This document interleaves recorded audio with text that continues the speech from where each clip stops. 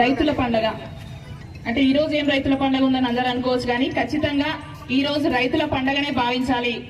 ఎవ్వరూ ఎన్నడూ చేయని విధంగా ఈ రోజు రైతు రుణమాఫీ చేయడం అనేది కాంగ్రెస్ ప్రభుత్వానికే సాధ్యమని ప్రూవ్ చేయడానికి, అంటే నిరూపించుకోవడానికి గౌరవ ముఖ్యమంత్రి రేవంత్ రెడ్డి గారు తీసుకునే నిర్ణయాన్ని ఈ రోజు మనందరం ఒక సంబరం లాగా చేసుకునే అవకాశం దొరికినందుకు నాతో పాటు ఈ కార్యక్రమాన్ని ఏర్పాటు చేస్తూ, అంటే వాస్తవానికి ఈ రోజు డబ్బులు పడ్డ తర్వాత సంబరం చేసుకోవాలి అనుకున్నాం, కానీ ఏ రైతు కూడా డబ్బులు పడేదాకా అవసరం లేదు. కాంగ్రెస్ ప్రభుత్వం మాట ఇచ్చిందంటే మాట కట్టుబడి ఉంటది.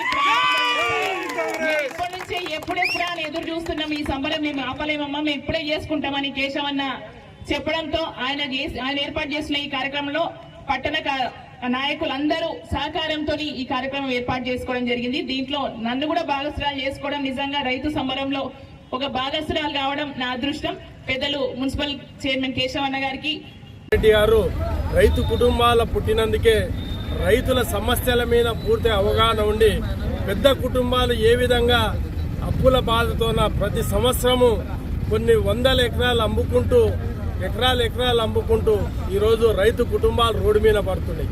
ఆ రైతు కుటుంబాలను ఆదుకునాలనే ఒక మంచి ఉద్దేశంతోన ఈరోజు గౌరవ ముఖ్యమంత్రి రేవంత్ రెడ్డి గారు ఎట్ ఏ టైం 2 లక్షల రుణమాఫీ ప్రకటించడం, దాన్ని ఆచరణలో 1 లక్ష రూపాయలు ఈరోజు చేయడం మా గద్వాల నియోజకవర్గ రైతుల తరపున, రైతు కుటుంబాల తరపున ప్రత్యేక రైతుల పండగ అంటే ఈ రోజు ఏం రైతుల పండగ ఉందని అందరూ అనుకోవచ్చు, కానీ ఖచ్చితంగా ఈ రోజు రైతుల పండగనే భావించాలి.